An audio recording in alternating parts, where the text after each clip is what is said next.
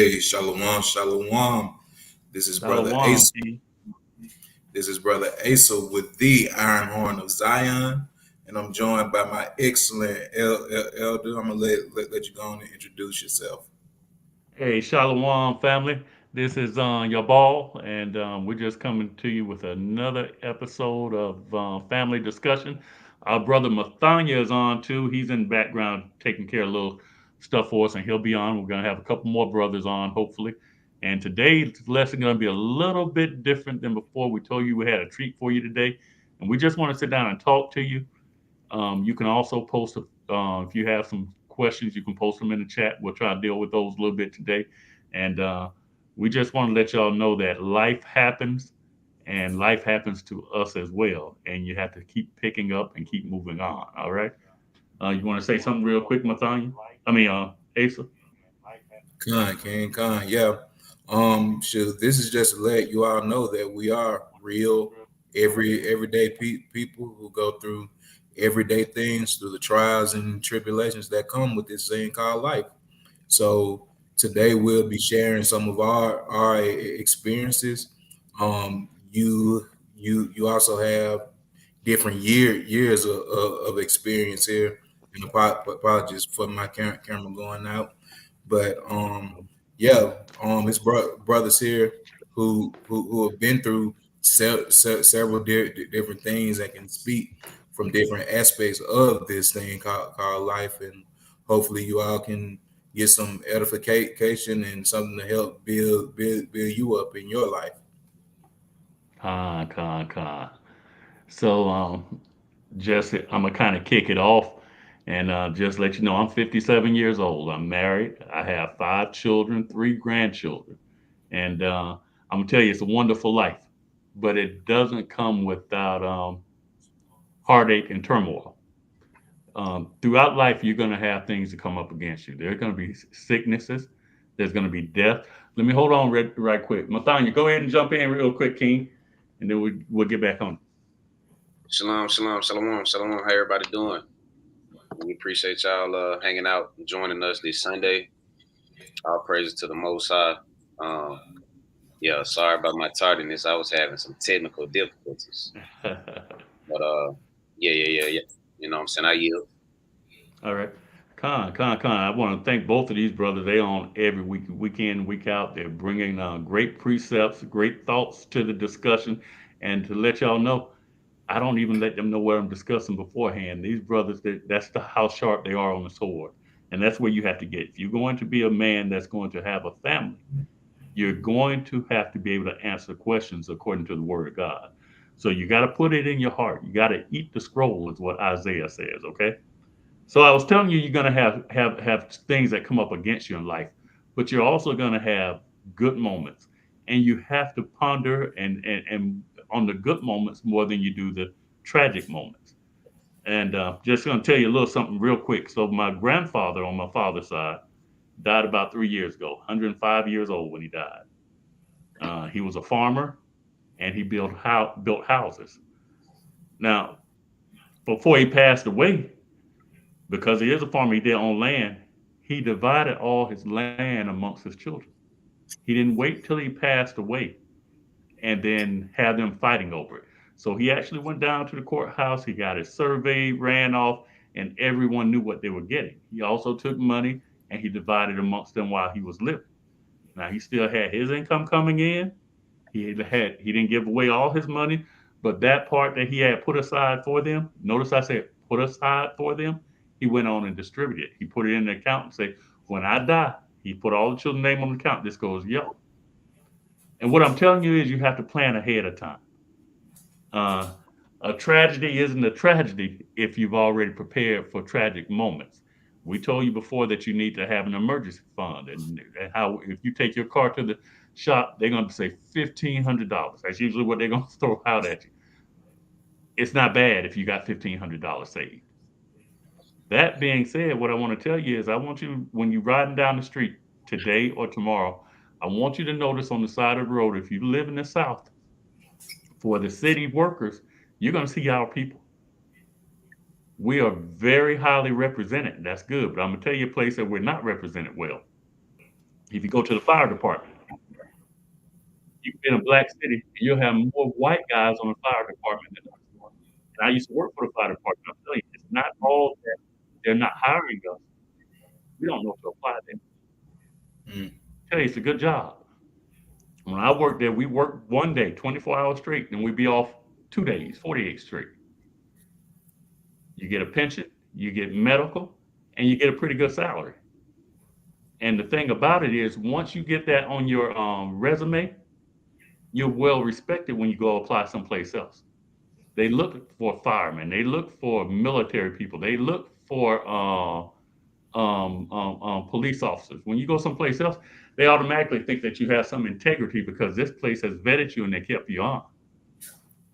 And so I just want to put that out there. Go down to your local government center and see what jobs are available. Don't automatically think you won't be hired because you're black. No, they got to put us on there because they're dealing with blacks. The mayor is running for office. He's got to have some black people working for the city, or he knows he's not going to get any black vote. You see what I'm saying? Right. City manager is appointed, but he wants to keep that job. So he's got to have those councilmen that's going to support him. So he's got to have blacks on. So take advantage of all that. One of you brothers want to step in real quick? Con. So yeah, and just to speak to the elder's point here too, there isn't anything wrong with you going to get you a trade. Um, During my generation coming up, we were always taught that if you want to make it good in this world, go to college. Mm-hmm. But the thing is, no one really taught us what to major in. So we were just Good point. going there and just choosing any type of degree that had sounded fun or had sounded good without realizing that you were still going to be struggling finding work. So I would recommend to anyone at that 16, 17, 18-year-old range who is considering what they want to do with their life, take a look into trade work because it's a dying skill that is definitely needed. It's a certain genre of work that can't be done by a AI service. Like this is going to take someone's hands, and if you have those hands that are capable, you can pretty much charge what you want. Um, if I could have done that time frame over in my life, I definitely would have gotten me a trade first. And they don't take you but a year to two or 3 years to actually get. So you would spend less time going to school. You would spend less on money on student loans and the housing and all the other things that come with going to a 4 year institution, Right. and you would be able to start making money much sooner than you would. And if I were to speak to my personal life, growing up, I really didn't have any examples of what to do as far as a career goes. Everyone that I knew and everyone that I seen that I saw as a quote unquote positive male influence or even female too, they just had jobs. They would just pick a job and stay there 10, 20, 30 years and then they're done. So when I was graduating high school, I thought, well, I see that I'm doing well when it comes to the schoolwork. I got a good GPA. I'm gonna go to school. So I ended up going to one of the top schools in the state, and I majored in on business marketing there. And when I graduated school, I didn't have any job lined up. Right. I was putting in applications over and over and over. I was going to interviews over and over and over. I was even to the point where I was showing up to big businesses with a suit and a resume in my hand, trying to get it to anybody because no one taught me what it took to go and get a job or anything. Like I was just blind to it all.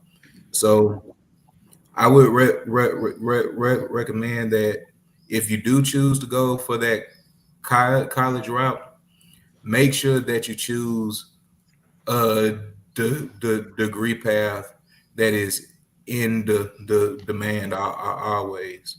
That would be your medical work, your engineering, your law, your architecture.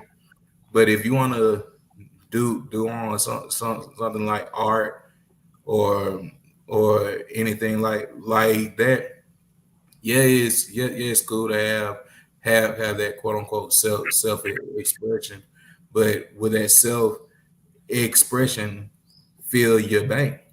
So just keep these things in mind as we continue to go through this talk, and brothers add on words of wisdom to help you navigate through this life. Because if we don't have on help, we are lost. I yield. Hey, before we go any further, I want to hit a verse real quick. Sirach 7:15. I got Kind you. of go along with what Smooth just brought out. Con, And we don't have to put it up on the screen. We're just gonna read it real quick. Con, con, And Smooth, I want you to go ahead and explain this one. You brought it out before. con, con. This is the I'm book. sorry, I'm saying Smooth, brother Asa, so y'all know who I'm talking to. Go ahead, Key. Con. This is the book of Sirach, Ecclesiasticus, chapter 7 and verse 15. Hate not laborious work, hmm neither husbandry, which the Most High hath ordained. So you should not hate that hard work. You should not hate to labor with your hands. You shouldn't hate doing things that are necessary to getting a job done. Shoot, everyone isn't going to be able to sit at a screen every day, and Right, you may be placed in that situation where you want to live a certain life style. If you don't have a certain level of quote unquote education, you're not going to get those on funds. But when you do that laborious work that no one wants to do, shoot, hey, you can charge what you want, and that's you right. can create your own schedule. You can do anything with that because you are putting in work that may not seem cool to anyone else. Right, Shoot, right, it's a lot of folks that don't want to plunge out toilets all day or deal with wiring or any of that. But these are those on jobs that are always needed. And it says that you shouldn't hate it because this is what the Lord has ordained from the beginning. We see Adam being given the task that shoot, you got to get it by the sweat of your brow. that's That's right. right. So if you ain't working hard, shoot, you lost. I want to throw in one there too. Let me get wisdom of Solomon chapter 3 and verse 15. Con. Give everybody a second to get there real quick.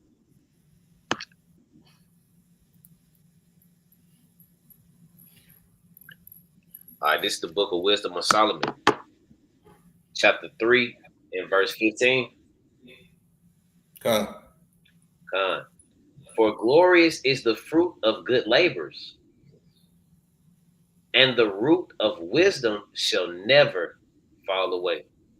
So the things that you gain from your hard work will always be good because you can honestly say that you earned it, and through that hard work, you are gaining what?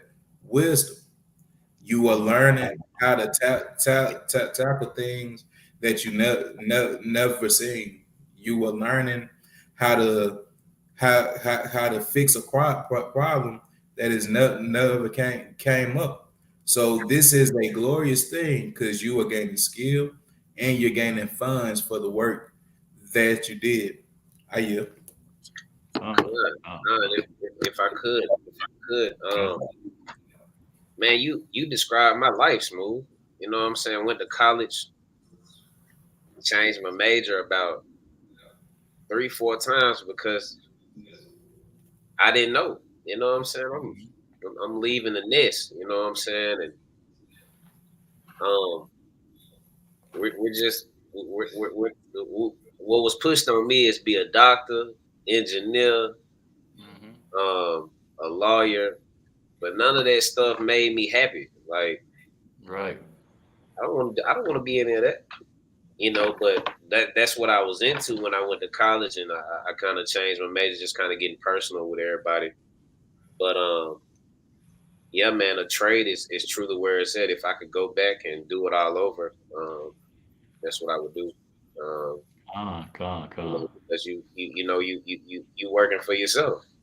You know, Right. Mhm. that's really what was it. Entrepreneurship wasn't really a thing like that as far as my surroundings or whatever. It wasn't a thing that was kind of, yeah, you can go on your business. Nobody was talking about that.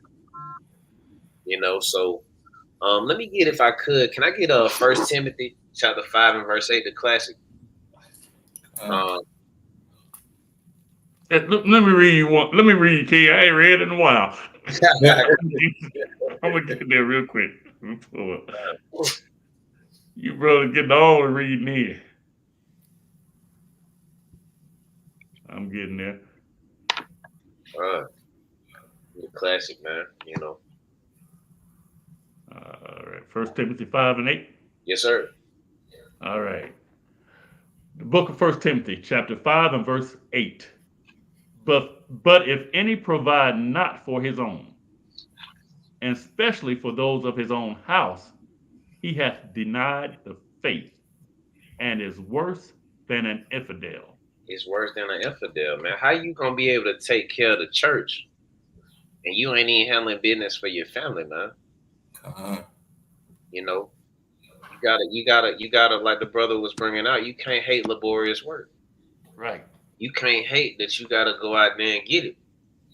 mhm. The scripture say in Micah 2 and 10, this is not our risk. This is not the time to be laid up living off your woman playing video games all day. That's right. Right. No, we gotta go out here and get it. You know what I'm saying? We gonna have, Lord willing, we gonna have servants to go out there and get it for us in the kingdom, but that ain't the time we living in. Right. Right. Shoot, we gotta go out here and make it happen by all means. You Right. know, Right. but yeah, I yield, man. This is a good discussion. Also, brothers, if y'all want to join, the link is in the chat. You can come in here and get your input on your situation. We're talking to Iron Horn of Zion, of course, man. The link is in the chat. We would love for y'all to join us. Right. So look, now we've been this is episode number 7 for family discussion. And one thing about it is I have a heart towards our people. A lot of the situations that I'm talking about, I've been in. So when we start talking about child support and stuff like that, which we are getting into, and I know y'all probably feel we're not, but we are, because when we start talking about working, staying with your wife, marrying, not just jump from bed to bed, we're trying to teach you how to not get into a child support situation. Now, like many of y'all, I had children before I was married. And so I was in that situation. And like these brothers, I went off to college. I was told, go to college, get you a good job. I didn't like it. I quit and went into the military. And The military actually gave me more benefit, I felt, than college did. Instead of 4 years of debt, because I was in debt for that first year that I went. Instead of being in debt for 4 years, I started making money. Mm-hmm. Then when I got out, through my dad, he helped me get on at a plant that he was a manager at. And from there, I went to the fire department. Well, long story short, I ended up being a computer programmer, and it was just God put me in the right place at the right time. This bank I was working for, I was a supervisor for the customer service department. They had what they called an aptitude test. So I went and took this aptitude test. They said you can be a computer programmer. So they put me in that field. And then I moved from home, went up to Atlanta. I was making real good money, but I had something behind that was hanging over my head. This child support thing. The more you make, the more you're gonna pay. Mm-hmm. And what I did not want to do was ever have my family struggling or be in a situation where I couldn't go see my children. So I said, you know what? I need to make some extra money. So then I did not go get a second job. I actually started cutting grass. I enjoyed that much more than I did sitting at a desk programming all day. And I ended up making more money cutting grass than I did as a programmer. People find it hard to believe when I tell them that. But the deal was when I started off, my idea was I'm going to make $60 an hour. Now I'm a lot older than y'all, so it's real good money. $60 an hour is cutting grass. And so I did that and better because what I ended up doing, I had so much business that I ended up outsourcing to 4 other lawn services. So Mm-hmm. I was in the city outside of the Atlanta area. I was in south of Atlanta in their suburbs and cities around me. I would send other lawn services out to do them. I wouldn't do anything further than 15 miles from my house. So what I'm telling you is the opportunity is there. And we're going to talk about some of that as we get into child support. On you're going to pay that money. Now you get to determine what your lifestyle is going to be like when you're paying it. If you go work another job, they're going to take them taxes out. If you got your own business, you're going to be able to invest in your business and pay taxes on what remains. And so that's where a lot of the difference comes in. And so you got to have a plan, though. You can't just go out there doing anything. You're going to do something, some kind of get rich quick scheme. Those things don't work long term. You want something that you can grow into. And right now, I'm self employed. And right now, if you ever go to construction sites and stuff like that, you see dumpsters out. I have some similar to that, and I rent dumpsters out. That's what I do. That's my full time business. It allows me to take care of my family the way I want to, allows me to live the way I want to, but I still have that trade. I can go back and program anytime I want to. See, I'm in those legacy systems back when they were doing COBOL and assembler. They don't have many of those programmers left. They're paying top dollar for them right now. I just don't want to do it. I Mm-hmm. like being outside. I like gardening. I like cutting grass. I like all that stuff. I like fishing. That's just me. And so when I'm inside a building, I'm not myself. I don't feel as good. Okay. So I'm saying don't be scared of that laborious work. Don't be scared to not have a dream to be a senator or a doctor or a lawyer. That's not for everybody. People are going to try and put you in that mold. But take that thing that you love to do and figure out how to make money doing it. And then it won't seem like work. And you're going to put so much time in it. My wife would have to remind me when I had people working for me, she said, that's your business. They don't want to be there all the time like you do. That would ring through my head. And so I started telling guys, we do this much, this many yards. And when we get finished with that, you can go home. I don't care if it's noon time.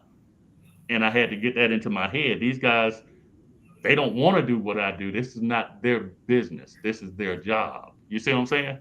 And so you have to kind of weigh all that out. But I yield. Uh, We just had another brother join us, Makazawa. How's it going, King? Hey, Shalom family, Shalom. Shalom, shalom. So y'all never seen this brother before on this lesson, but you've seen him on Wednesday nights. If y'all not tuning into our Wednesday night classes, you're missing a treat. Wednesday night, 8:30 Eastern. What would that be? 7:30 Central. The Con, brothers they be going in. Y'all need to get on that class and learn, okay? But Makazawa's on there quite a bit, and go ahead and talk to us a little bit, King. Yeah, Shalom everybody. Yeah, this is a very needed lesson. My situation, similar to your ball. I'm probably like Mathanya. I went to the military, and it was very beneficial to me because it gave me a trade. I was kind of like an electronic technician. Hmm. So I learned how to use a meter, you know, how to fix things electronically. Dealt with a little bit with electricity as well. So I did that first, and that gave me benefits to go to school. I was able to go to school for free, so I used that to go get my HVAC certification. So I went and did that. So I got that. I do a little work on the side, working on ACs. I don't do a lot of that, mainly with close family and friends, but I have that skill and that trade that if I ever needed to go make some money, that's a very lucrative business. But the main thing that I like that brother was bringing out was you got to find something that you enjoy doing. So what happened with me, um, when I was in the world, every Saturday, which is the Sabbath, because I don't do this anymore, I would tailgate, set up tents, tables, chairs, barbecuing, um, had TVs outside, projectors for night games, um, eloquent setups. And people started asking me, hey, can you come do that at my house for my son's birthday or for the Auburn, Alabama game? And I realized I was really good at it, and I turned it into a business. Um, so I rent tents, tables, chairs, audio, video. I go set it up at people's house. Actually, that's why I'm late to the lesson right now. I just got through dropping off some tables and chairs, so I was running behind. But I just delivered some tables and chairs. It took me less than 10 minutes to get it off my truck. It took me longer to drive over there, and I made me a little money this morning before the day even got started. Making money while you're sitting here, right, King? Yeah, right. Making money while you're in this class. Yeah, so you gotta find something that you enjoy doing. I enjoy entertaining, and turned out I was really good at that. So I go do those setups for other people, and I'll yield on that for now. Con. Don't go nowhere, King. Hang in there with us All if you right, I ain't can. going nowhere. All right, all right. Mathanya. Kind of the one. Now, when I met this brother, both of these, when I say brothers, these brothers are blood brothers. But when I met this brother here, um, we had joined the camp. I think I joined like a year before he did. He came in. I went to his older brother's house, who just taught Makazawa. Then I've been to this brother's house. And notice I said their house. They're not renting. And how old are you, Mathanya? 30, 31. Yeah, 31. 31. So what I'm telling you is when we tell you buy houses, Asa, I've been to his house. I was there for his housewarming. Brother got a big plot of land. We're talking about maybe having some feast days there. And all of them got nice houses. And what I'm saying is you may have to rent for a while. But if you are in a situation where you can live with your parents, live with your parents and put the money away. Now, if they're charging you rent and it's as much as you living somewhere, go get your freedom. But if they will let you stay there and put money away, do it and then buy your house. These That's brothers have done it. These children, you got a child, right, Mathanya? yes, sir. Kind of the one. You got children, Makazawa. Asa has children, just had a newborn. It could be done. I have children. And like I said, I had my first child right out of high school, but it didn't stop me from doing any of that. It's the attitude that you take. I'm going to tell you something. When you start dealing with that child support office, you got that big fat black woman at that front desk. When you go in, she treats you like a criminal. Still treat her right. Don't worry about it. You cannot get caught up in the negative in your mind. You got to keep pushing forward. I'm gonna bring up a Edomite right quick. Donald Trump. This cracker going to court case after court case after court case, and you notice he's still running for president. A lot of times we quit before we receive our blessing.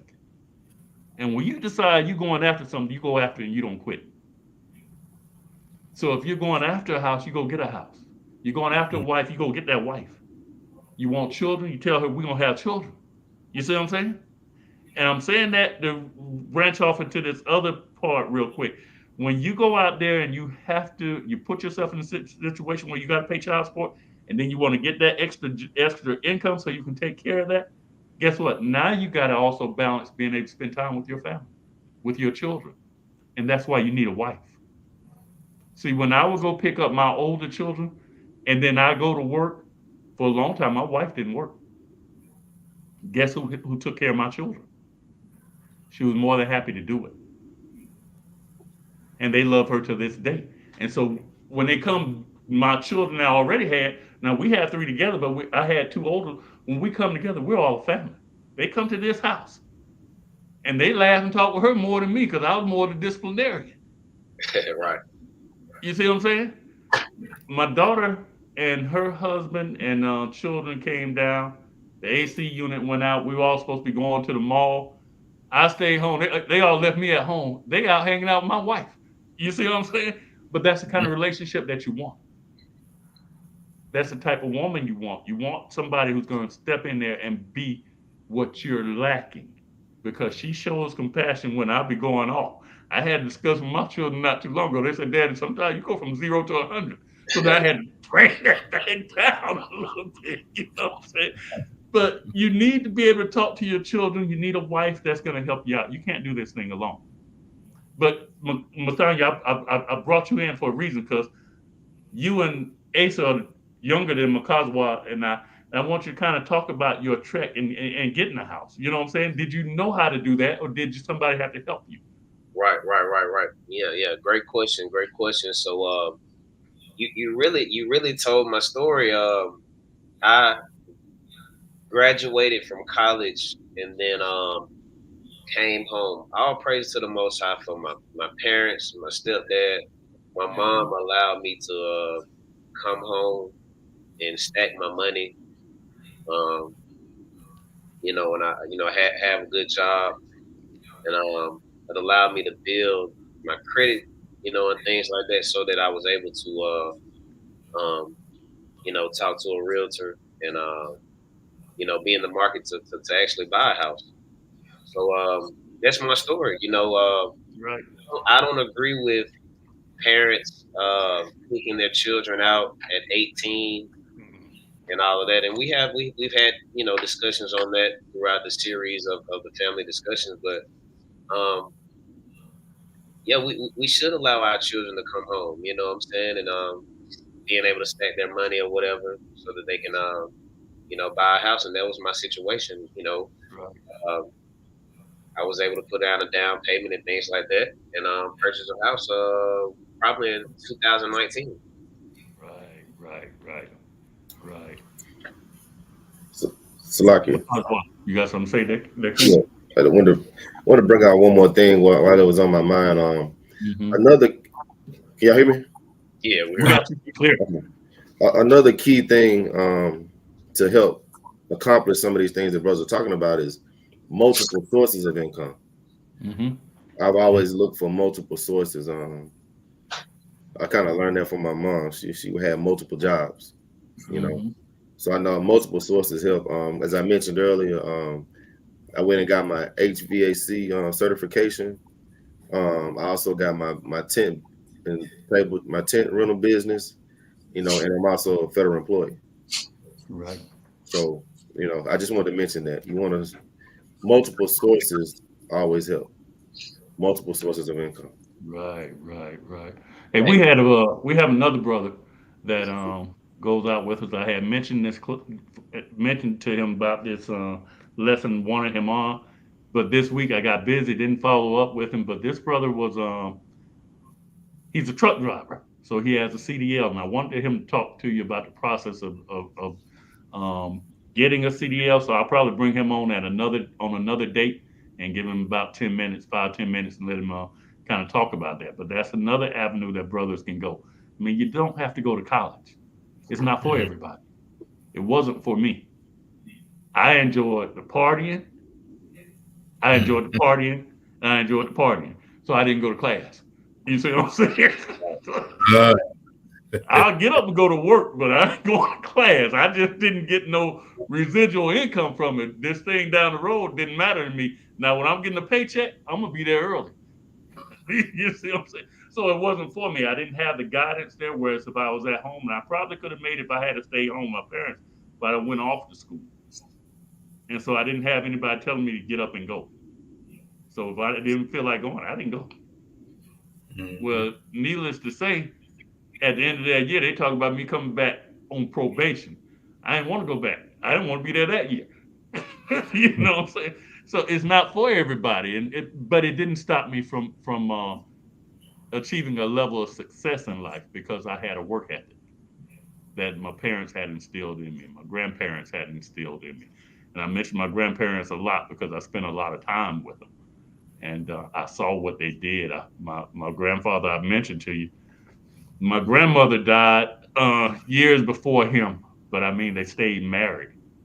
They had 5 boys, 1 girl, helped raise multiple grandchildren. The house was always open to any of us. And they always say, as long as I got a piece of bread, you got a piece of bread. But my days when I would stay with them was not me laying around playing video games. When that sun came up, we were out in the field working. We were picking berries. When I'm talking about a field, I'm not talking about a garden. My grandfather used to sell groceries to Piggly Wiggly. And for y'all who are not in the South, you don't know that's a grocery chain. So I'm talking about we farmed. I loved every bit of it. And really, I wanted to be a farmer, but I didn't know how to tell my parents that because they definitely didn't want me to be a farmer. You know what I'm saying? So one or two things I wanted to do. I love Muhammad Ali. I wanted to box or be a farmer.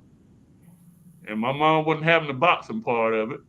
And she had already told me she didn't want me farming, and they wanted me to go off to school. And like you, Mathanya, my dad wanted me to be a doctor. Right. But that was unrealistic because I didn't go to class in high school. I just played basketball and party. You know what I'm saying? So it wasn't a realistic goal for me. I didn't love school. I loved the people.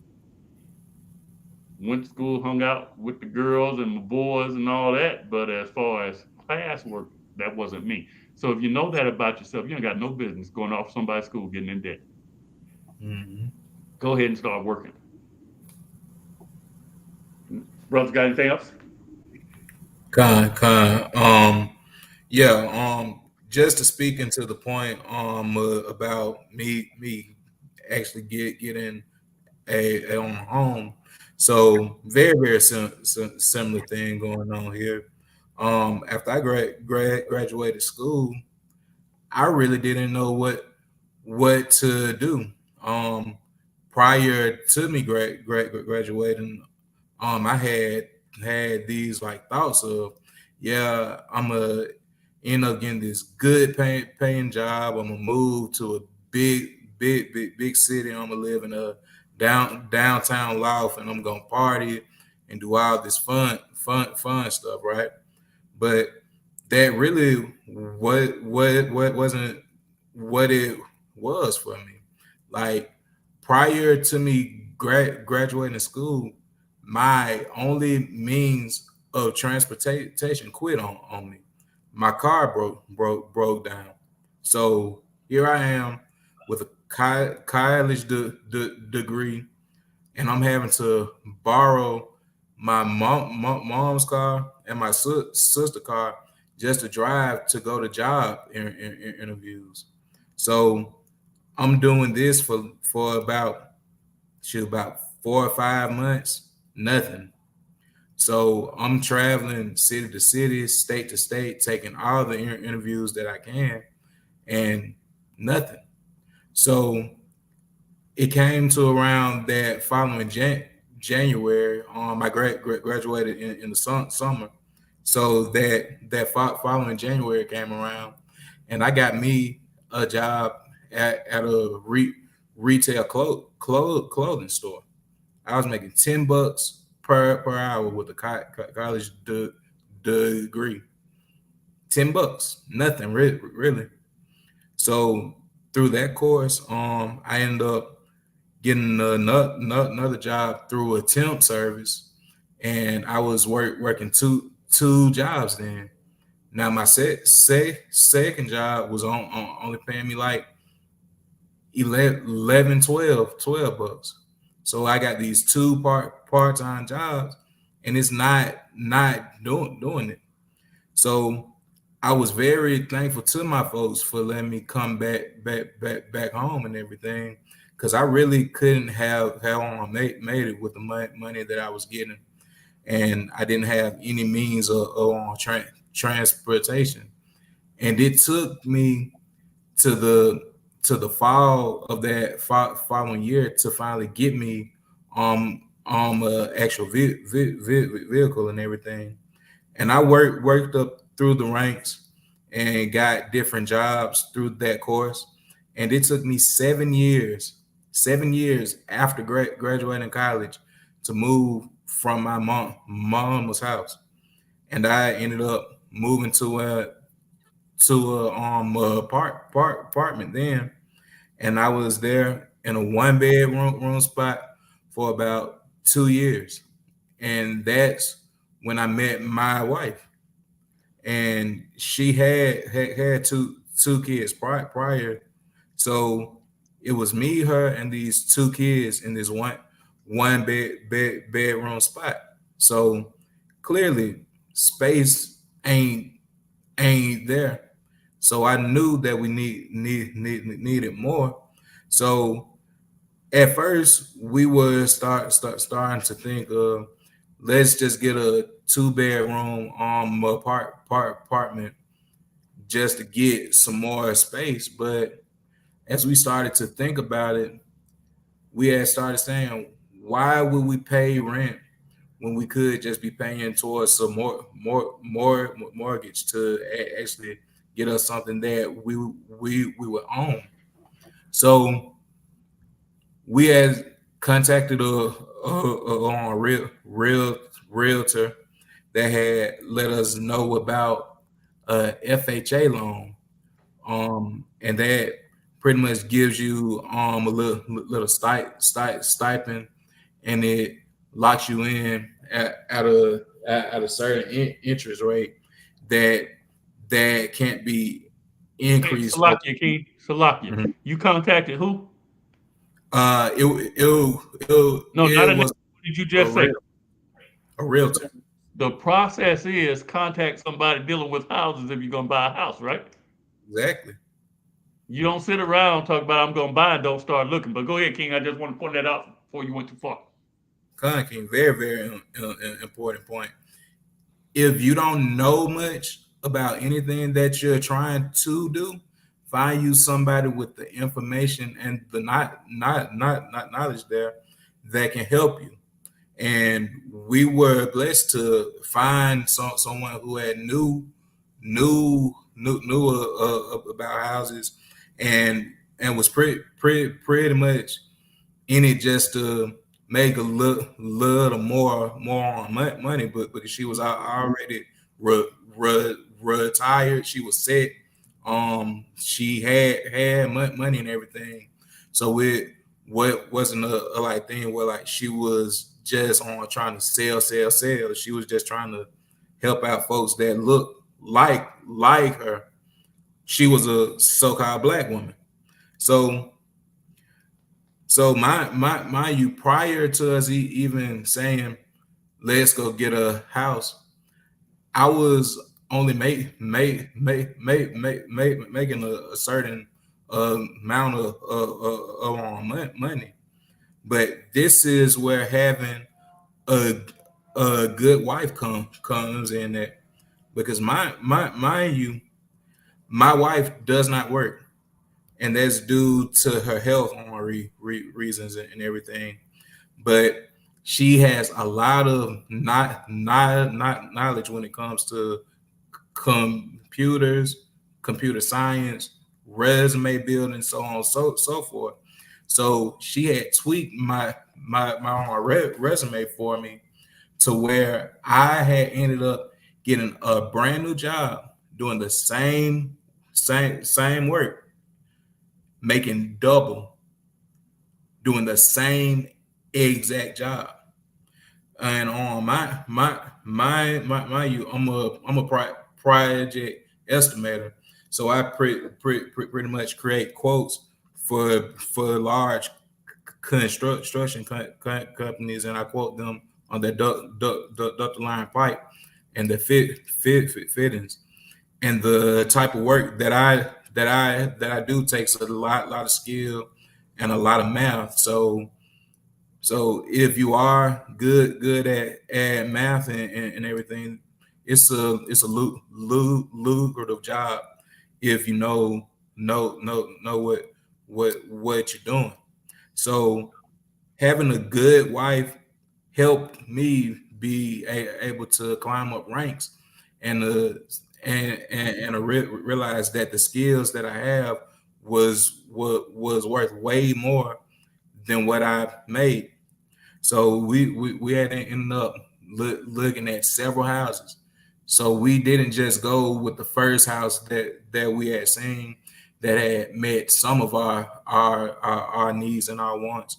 We had viewed several homes, and you got to think that this is something that you are making a large commitment to, and if you were to never leave this home ever, you need to be comfortable being in this space.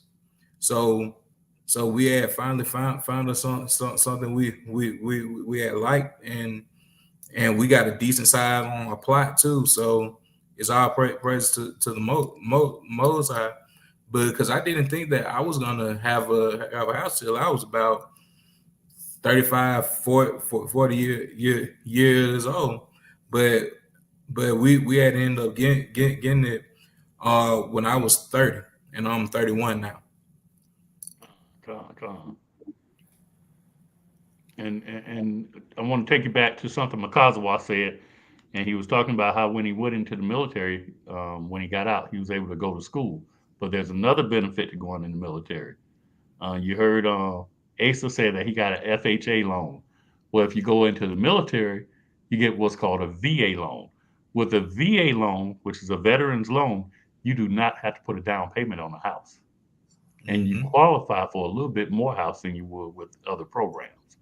So by going in there and doing 4 years, getting honorably discharged, you get out. You can just go find your house, and they'll come out and they'll inspect it, and then you move your family in and you make the monthly payments. But then you have to be willing to put up with some of the BS that the military is going to put you through, because it is BS. You got to be willing to move wherever they tell you to move. Okay. So, but that's not too hard for you for 4 years. And I'm telling you something, the military hiring every day is much better than being under the bridge. I hear a lot of brothers say they not serving in Esau's military.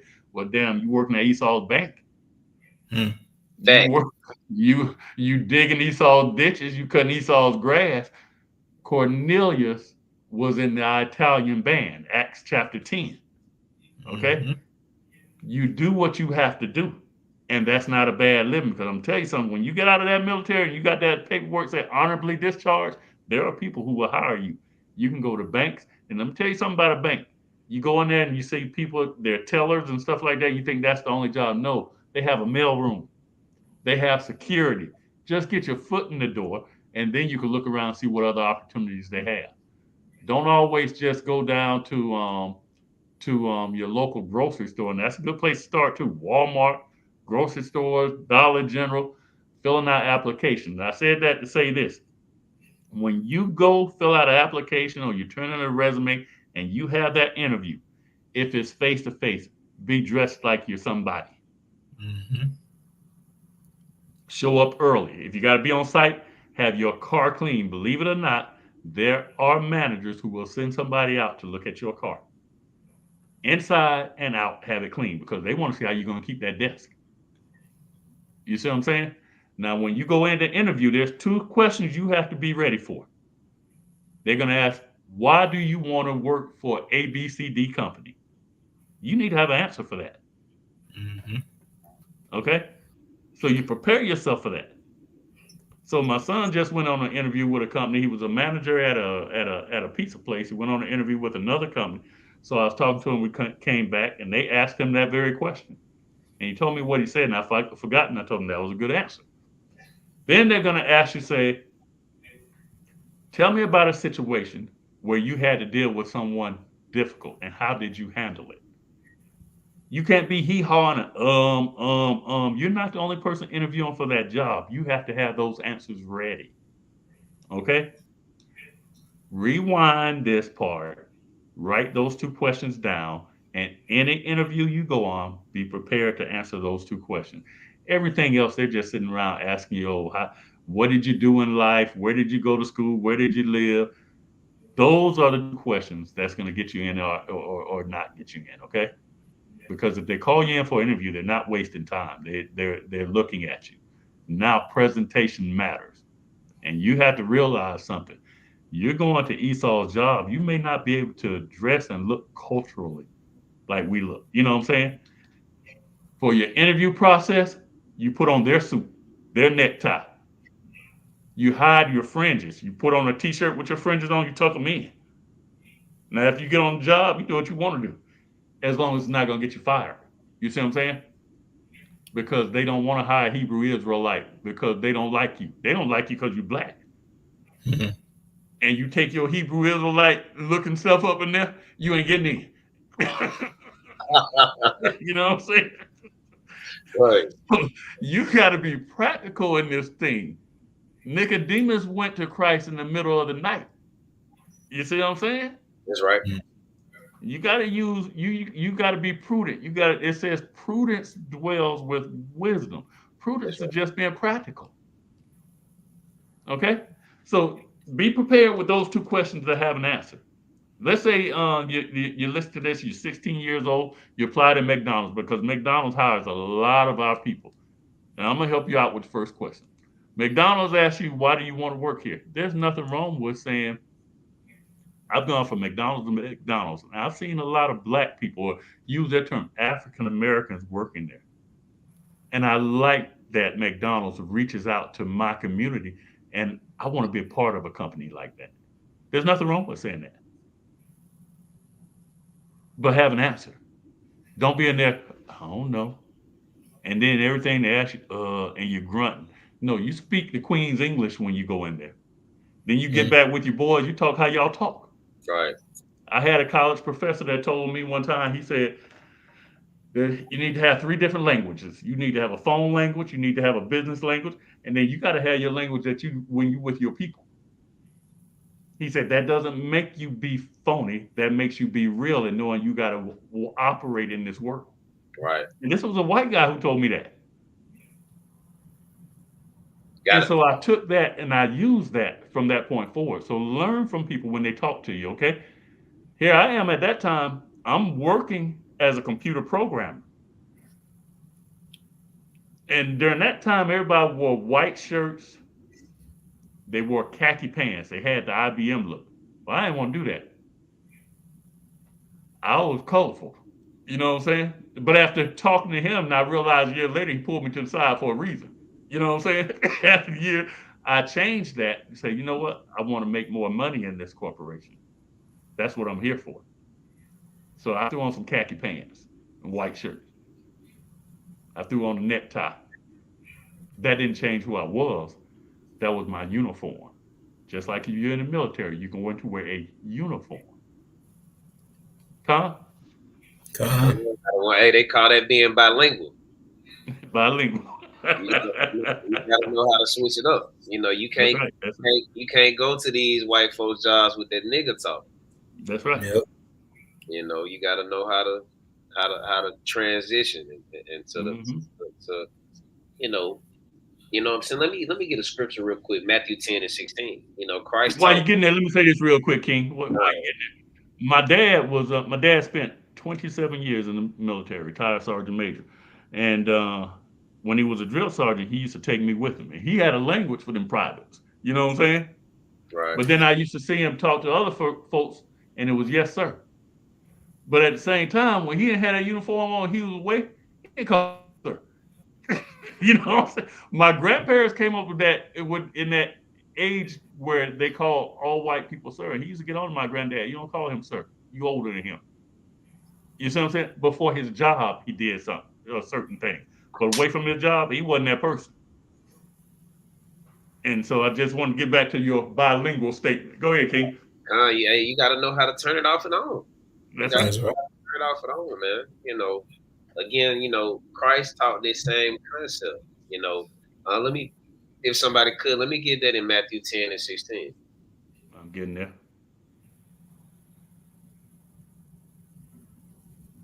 Come on. This is the book of Matthew, chapter 10 and verse 16. Behold, I send you forth as sheep in the midst of wolves. Be ye therefore wise as serpents and harmless as doves. You got to use wisdom in this society, man. That's right. These are wolves that we're dealing with. They That's right. control everything that we're doing. You know what I'm saying? You got to know how to mix and mingle. You can't be going over with this radical Israelite stuff. That's right. You know what I'm saying? Don't even talk about this at your job. It's nothing to talk about. Right. Right. I'm here for work. I'm not Mm-hmm. here to talk about us being Israelites. I That's don't right. want to talk about it, and I'm not going to talk about it. You know what I'm saying? That way they can't build a case against you and have a reason to let you go. Nah, I'm not dealing with that. Right. We don't Right. have Right. nothing to talk about here unless it's work. I don't Right. even talk to anybody at my job anyway. Mm-hmm. Mm. I'm here for work only. Mm-hmm. You know what I'm saying? And I know how to turn it off and on as far as whatever it is we need to talk about. Right. So that's called using wisdom. Christ said, I send you forth as sheep in the midst of wolves. That's These right. are wolves that we're dealing with. Be ye therefore wise as serpent and harmless as doves. You gotta, That's you right. gotta, you gotta be wise, right? But I yield with that. I don't know. Con. So back to that VA loan. So I got out the military, met my wife, and at the time she had her own apartment. She was a assistant vice president at a bank. I'm working at a plant. You see the difference there? But I moved up, and eventually I went into that same bank. But what I was able to provide because I had gone into the military, she was renting a place. We bought a place. We got married, bought us a place. Now I'm probably a year and a half out of the military, and that was our first house. Nice house, 3 bedroom, 2 bath, fenced backyard, and then we started having children. And so going in the military can put you into a position where you can be the head of your house, and you don't have to rely on your wife for everything. That's where you're trying to get, because we're not in a situation where when we leave home, our parents are in a position where they can give us homes and stuff like that. You're trying to get into that position for your children, but what you can do is make sure you have a home your children can come to and be able to stack that money. And Mhm. then when they and you can give them good financial advice. So learn from us as we talk to you. What you hear, add on to it, but add with scripture. There's always going to be a process for you to buy a house, or God wouldn't have said when Babylon built houses. So you just need to know how to go about doing it. Number one is Esau is going to have a place of some kind of process in which he can make money off of you. It's just paper. Spend the money, buy your house. Because if you don't, you're going to rent. And I'm going to tell you, I went to a seminar one time. This was the guy that was speaking. He was the largest real estate owner in America. And so we were looking into getting into rental properties as far as investors, and we've done that since then. And one thing he said was, as a owner of real estate, your tenants expect you to go up on rent every year. He said, don't disappoint them. And then the whole room burst out laughing. You see what I'm saying? When you get a mortgage, I say that now. I be talking to my wife, and I say, hey, it's December. Next month, rent go up. Can't disappoint my tenants. But it's just a joke that we have. But what I'm saying is, if you get a mortgage, you lock in, and nobody's going up on it. You go in, you get that mortgage. Yeah, you look at the price. You say, "Wow, I got to pay this for the rest of my life." You're gonna rent for the rest of your life, and it's gonna keep going up. Right. What you Yeah. want to do is lock it in. That's the purpose of buying. It used to be you got a tax break for owning a house. You don't get that anymore. They changed that 4 years ago. So what the advantage you have is you have a place you can call home, and you know that it's not going to go up. So you can budget for that every month for the rest of your life. Okay. We got anything else before we get out of here? We hit an hour. One more thing, just to throw in, Hmm. the the FHA loan, that doesn't require any down payment either. So did you go through a first time home buyer program? Yep. Yeah, that's why he didn't have to pay a down payment. If you go out there and it's not your first time buying, and then you get a FHA, there's a down payment. And so what you want to do, Smooth, I mean Asa, you still there? Yes, sir. Yep. Um, did your rib or did you know to go look at that program? How did Uh, you find out about that? Actually, our realtor brought that up to us. Bingo. That's what I want you to get. If you're going to look for a house, a realtor is going to get a fee for you buying a house. So they want you to buy. So you get in touch with a realtor, and the realtor will put you in touch with programs to help you. What they're going to do is they're going to put you in touch with a lender. A lender is going to look at your credit because they want to know, does this person pay back when they say that they're going to pay? They're going to look at your income. And so they're going to, based on that, tell you how much of a house you can afford to buy. There are programs out there that will help you, especially if you're a first time home buyer, and they will basically they will guarantee the what is the down payment. So they're going to take care of all that for you. If you go out there on your own, you're going to have a minimum of 20% put down on the house. So let's just use a round number. Let's say the house is $100,000. What's 20% of that? Mathematician. I Is think that's it's go ahead. 20 bands? 20, yeah, 20K. Now you don't have that. You just getting started in life. You see what I'm saying? But you go through a realtor, and then the lending company will walk you through everything you need to do because they're going to make money off you. They charge interest on your loan. Remember, we Yep. walked through all that the first and second week? So they want to loan you money. Don't believe they don't want to. What you want to do is go to a realtor, and a realtor is going to make sure all that happens for you. If you got bad credit, they tell you we can't lend to you. They're going to tell you what you need to do to clean up your credit. You see what I'm saying? They want to lend money. That's how they make money.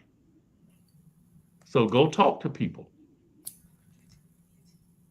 We good on that? Uh, All right, all right. Hey, Shalom Israel. One of you brothers want to take us out? Go ahead, Makaza. You had something? Yeah, I was gonna say we got maybe somebody could throw the email in the chat that way if a brother or sister got a Right. question, they can reach out to us. They need some help or some assistance with any or got any question about anything that we brought up today. Good point, King. Good point. Yeah, it is. Yep. And can we put our Facebook up there also? uh, yeah. We're Iron Horn of Zion. Reach out to our Facebook page and friend us, follow us, and we want to know how y'all are doing. Keep in touch with us. Definitely, if you have questions, reach out through that email. Anything else, Kings? La All right, all right. One of you brothers take us out if you would. We want to give all praise, glory, and honor to Yahweh by Shem By Shem, HaMashiach Mashiach, Yahweh. Yahweh Shah. Hey, Shalom, family. Shalom. Shalom, shalom.